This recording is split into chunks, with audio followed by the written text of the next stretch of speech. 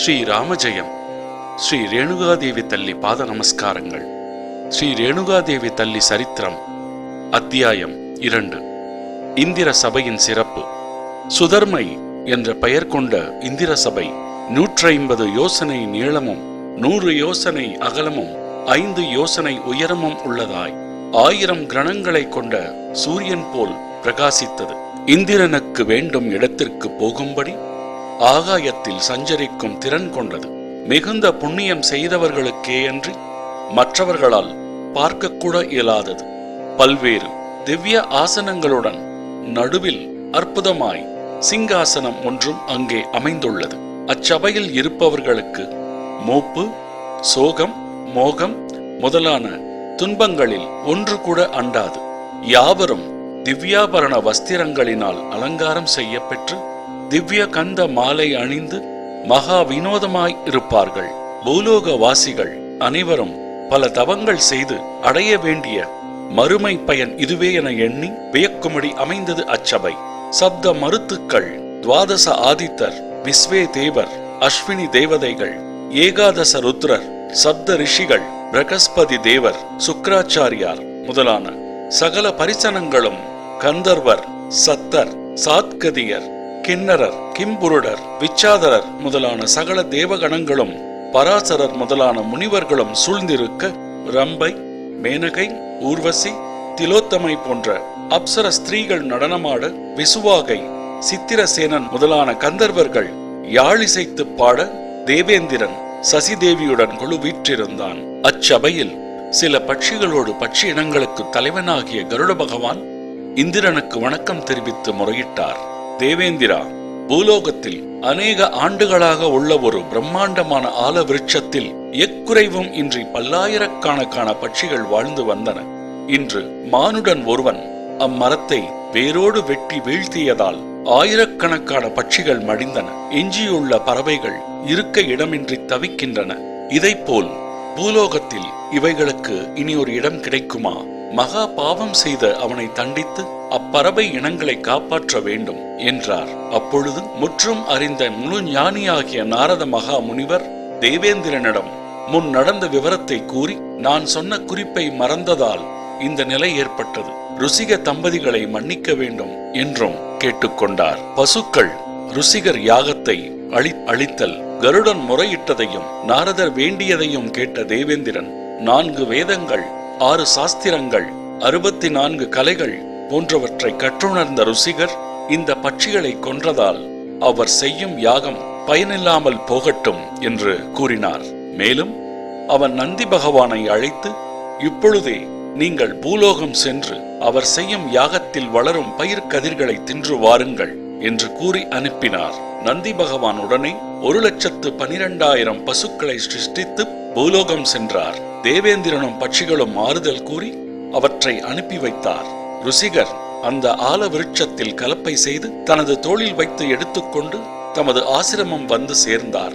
மறுநாள் காலையில் பதிவிரதா சிரோமணி ஆகிய சத்தியவதியோடு சென்று பூமி தேவியை நினைத்து வாயு வருணனை துதித்து அன்னபூரணியை மனதார துதித்து அந்த வறண்ட காட்டிலே விவசாயம் செய்தார். அவர்களது வேளாண்மையில் நாரதர் கூறியது போலவே கதிர்மணிகள் குலுங்கி நின்றன. மனம் மகிழ்ந்த இருவரும் தமது ஆசிரமத்திற்கு சென்றார்கள். அப்போது இந்திரனின் உத்தரவிற்கேற்ப நந்தி பகவான் அனுப்பிய அத்தனை பசுக்களும் இவர்களது வேளாண்மை காட்டிலே புகுந்து அனைத்து கதிர்களையும் புசித்து மாயமாய் மறைந்தன. மறுநாள் காலையில் சத்தியவதி நீராடி இறை வழிபாடு செய்து யாகசாலை பூஜைகளையும் சரிவரச் செய்து வேளாண்மை காட்டிற்கு வந்தார். அவர்கள் பயிராக்கிய வேளாண்மை கதிர்கள் ஒன்று கூட இல்லாதிருப்பதைக் கண்டு சத்தியவதி மனம் வருந்தினார். மனம் குழம்பி, என்ன பாவம் செய்தேனோ, நாங்கள் செய்த இந்த யாகமும் வீணானதே என கதறி அழுதார். ஒருவாறு தேறி திரிமூர்த்திகளையும் அன்னபூரணி தேவியையும் மனதிலே எண்ணி ஒரு கதிராவது கிடைக்குமா என்று காட்டிலே புகுந்து தேடினாள். அப்பொழுது ஒரு காராம்பசு நடுக்காட்டிலே படுத்திருந்தது. அது பூர்ண மாத கர்ப்பிணியாய் வாயிலும் மூக்கிலும் ஆவியோடு அவதிப்பட்டு கொண்டு கன்றை ஈனும் தருணத்தில் இருந்தது. சுவாமி, நாம் விளைவித்த கதிர்களை யாரும் களவாடி செல்லவில்லை.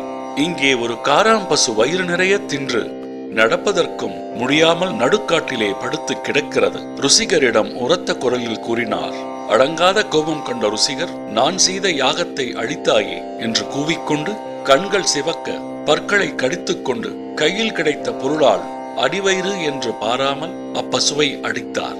ஈனும் தருவாயில் இருந்த அந்த பசு அடி தாங்க முடியாமல் பதறி துடித்து திரும்பி விழுந்து உயிரை விட்டது. தன் வயிற்றின் அடியில் 4 கதிர்களை மறைத்து வைத்துக் கொண்டு அப்பசு படுத்து இருந்தது. அது திரும்பி விழுந்ததால் அந்த கதிர்களை பார்த்த சத்தியவதி கலங்கினாள். சுவாமி, எத்தனை மாய பசுக்கள் வந்தனமோ தெரியவில்லை. இந்த பசு நமக்காக தன் அடிவயிற்றிலே கதிர்களை மறைத்து படுத்திருந்ததோ அறியோம். இப்படிப்பட்ட பசுவின் உள்ளம் அறியாமல் அடிக்க இது உயிரை விட்டதே. பூர்வ ஜென்மத்திலே என்ன பாவம் செய்தோமோ, இந்த ஜென்மத்தில் குழந்தை இல்லையே என்ற ஏக்கம் தீரவில்லை. நமக்கு ஒரு குழந்தை இல்லையே என்பதற்காக ஆல விருட்சத்தை அடியோடு வெட்டி வீழ்த்தும் பொழுது அதில் எத்தனை பட்சிகள் மடிந்தனவோ, அந்த பட்சிகளின் பாவம் தொலைவது எப்பொழுதோ? இன்று காராம்பசுவையும் கொன்றோமே, அந்த பாவம் தீருவது எப்பொழுதோ? பசுவின் கர்ப்பத்திலே இருந்த சிசுவையும் கொன்ற பாவம் தீருவது எப்பொழுதோ? என் வயிற்றிலே ஒரு குழந்தை பிறப்பதை பார்ப்பது எப்பொழுதும்? இத்துணை பாவத்திற்கும் ஆளானோமே என்று கதறினார். இந்த ஜென்மத்தில் இத்தனை பாவங்களை செய்து உள்ளோம் என்று அறிகிறோம். பூர்வ ஜென்மாவின் செய்த பாவங்களை அறிந்தோம் இல்லை. இந்த பிறப்பில் எங்கள் புத்தி அறிந்து ஒரு தீங்கும் பாவமும் செய்ததில்லையே.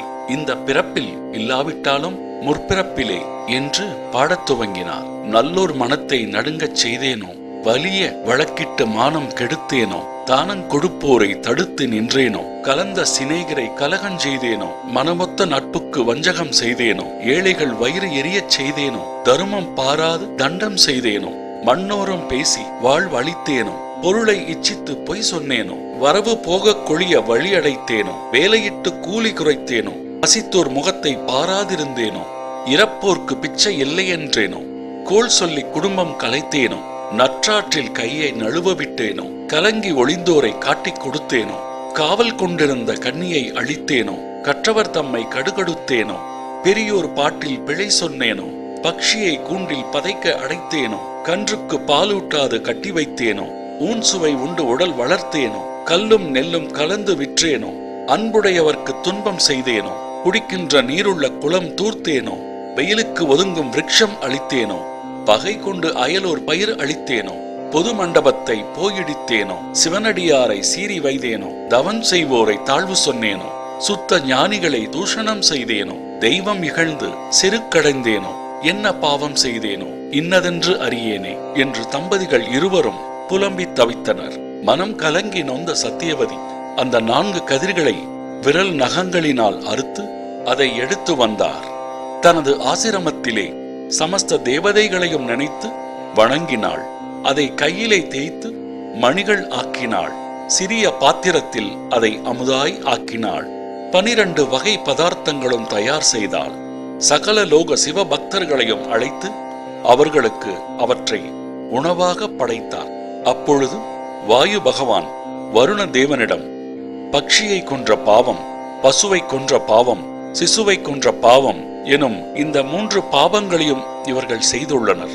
எனவே இவர்கள் இடும் அன்னதானம் நிறைவு பெறாமல் செய்வோம் என்று கூறினார். அதற்கு ஏற்ப பெரும் காற்றுடன் அடைமழை பெய்தது. இலையில் வைத்த அமுதும் பதார்த்தங்களும் காற்றில் பறந்தோடின. வந்த சிவபக்தர்கள் அனைவரும் மனம் கலங்கி, குழந்தை இல்லா வீட்டிற்கு வந்தோம், கை கட்டிய சாதம் வாய்க்கு எட்டவில்லையே என்று கூறிக்கொண்டே ஒருவர் பின் ஒருவராக எழுந்து சென்றனர். இதை பார்த்த சத்தியவதி மனம் குமுறி அழுதார். பட்சி, பசு, சிசு ஆகியவற்றின் பாவ தோஷங்கள் நீங்குவதற்கு ஓர் உபாயம் செய்தார். தினமும் அதிகாலையில் நீராடி இறை வழிபாடு செய்து யாகசாலை பூஜைகளையும் முறைப்படி செய்த பின் தோஷ பரிகாரம் மேற்கொண்டார். ஒவ்வொரு நாளும் பட்சிகளுக்கு அமுதூட்டி, காராம் பசு ஒன்றிற்கு நீரூற்றி அதற்கு பாத பூஜைகளும் செய்து ஆகாரமும் படைத்தார். மேலும் தன் பதி ருசிகர் பாதம் அணிந்து பதிவிரதா தர்மமும் அனுசரித்து நடந்தார். சத்தியவதியின் பதிவிரதா தர்மத்தாலும் பாப பரிகார செயல்களாலும் சகல தேவர்கள் அம்சத்துடன் 3ஆம் மாதம் கர்ப்பம் தரித்தார். திரேதாயுத சாஸ்திரங்களுக்கு ஏற்ப ரிஷிகோத்திர பிரகாரம் பூமந்தமும் நடைபெற்றது. பூர்ணமாத கர்ப்பிணியாய் சத்தியவதி உத்தராயண புண்ணிய காலத்தில் மீன சம்மச்சரம் சோமவாரம் 14 நொடி வேளை சிவாம்சத்தில் ரௌத்ராம்சம் பொருந்திய ஒரு அழகிய ஆண் குழந்தையை பெற்றார். தாதிகள் அக்குழந்தையை எடுத்து ஸ்நானம் செய்வித்து சகல சடங்குகளையும் செய்து பிரம்பு தொட்டிலில் இட்டனர். தன் நினைவு பெற்ற சத்தியவதியும் குழந்தையை கண்டு மகிழ்ந்தார். குழந்தை பிறந்ததை அறிந்த ருசிகர் மாவுரகிரி பட்டணத்தில் பறைசாற்றி அறிவித்து மகிழ்ச்சியுடன் கொண்டாடும்படியும் மந்திரிகளிடம் உத்தரவிட்டார். ருசிகருடன் கங்கைக்கு சென்று கங்கா, யமுனா, சரஸ்வதி, சிந்து, காவேரி, நர்மதா, துங்கபத்ரா என 7 புண்ணிய நதிகளின் பெயரை கூறி கங்கையில் மும்முறை மூழ்கி எழுந்தார். அத்துடன் வரதா, கோவிந்தா, வைகுந்த வாசா, லக்ஷ்மி நாராயணா, ஓம் நமோ நாராயணாய என்ற தாரக மந்திரங்களை உச்சரித்து ஆசிரமம் திரும்பினார். தங்க கிண்ணத்தில் குழந்தைக்கு தேன் ஊற்றினர். அதிக்ருக மகாகாய கல்பாந்தத அனோபமா பைரவாய நமஸ்துப்யம் அனுஜாம் தாது மர்ஹசி கங்கேஷா யமுனை சைவ கோதாவரி சரஸ்வதி நர்மதே சிந்து காவேரி ஜலேஸ்மின் சந்நிதிம் குரு கங்கேதியோ பிரியாத் யோஜனானாம் சதைரபி முச்சியதே சர்வ பாபேப்யோ விஷ்ணுலோகம் சகச்சதி. இந்த ஸ்லோகங்களையும் சொல்லி குழந்தை முன் பாடி மகிழ்ந்தனர். அந்த நேரத்தில் ஆகாய மார்க்கமாய் நாராயணா நாராயணா நாராயணா என்ற பகவத் நாமத்தை கூறிக்கொண்டும் கீதங்கள் பாடிக்கொண்டும் மகாமுனி நாரதர் ருசிகர் ஆசிரமத்திற்கு வந்து சேர்ந்தார். நாரதரை எதிர்கொண்டு வரவேற்ற ருசிகர் அவருக்கு பாத பூஜை செய்து ஆசனத்தில் அமரச் செய்தார். ருசிகர் தங்களுடைய அபூர்வத்தால் வழிகாட்டுதலினால் சந்தான பாக்கியம் பெற்றோம். தங்களுக்கு என்றும் நாங்கள் நன்றி கடன் பட்டுள்ளோம். தாங்களே இந்த குழந்தைக்கு நாமகரணம் செய்ய வேண்டும் என்று நாரதரை வேண்டிக் கொண்டார். அதை ஏற்றுக்கொண்ட நாரதர் அக்குழந்தையை பார்த்து சந்தோஷித்து அபூர்வதித்தார். குழந்தையின் வலது காதிலே தாரக மந்திரத்தை ஓதினார். அக்குழந்தைக்கு ஜமதக்னி ஜமதக்னி ஜமதக்னி என்று 3 முறை நாமகரம் செய்தார். குழந்தையை கையில் எடுத்து இந்த குழந்தை மகா தபசியாகவும் அஷ்டமா சித்திகளையும் பெற்றவனாகவும் விளங்குவான் என்று வாழ்த்திச் சொன்னார். ருசிகரும் வருவோர்க்கு இல்லை என்று கூறாமல் அவர்கள் வேண்டும் பொருள்களை வாரி வாரி அளித்தார். வஸ்திரதானம், சொர்ணதானம், அன்னதானம் முதலிய தான தருமங்களை செய்தார். இருவரும் சீரும் சிறப்புமாய் அக்குழந்தையை வளர்த்தனர். 3 மாதங்களுக்கு பிறகு பூமி தரிசனமும், 5வது மாதத்திலே கோஷ தரிசனமும், 6வது மாதத்திலே அன்ன பாராயணமும் சத்தியவதியும் ருசிகரும் அக்குழந்தைக்கு முறைப்படி செய்தனர். 5 ஆண்டுகள் குழந்தைக்கு நிரம்பின. ருசிகர் குழந்தையை மகிழ்வோடு வாரி எடுத்து கட்டி அணைத்து, மகனே, இந்த மாவுரகிரி பட்டினத்திற்கு அரசனாக விளங்கப் போகிறாய். எல்லா கலைகளையும் முறைப்படி ஆசானிடம் கற்க வேண்டும் என்று கூறினார். ஸ்ரீ ரேணுகாதேவி சரித்திரம் அத்தியாயம் 3 மீண்டும் தொடரும்.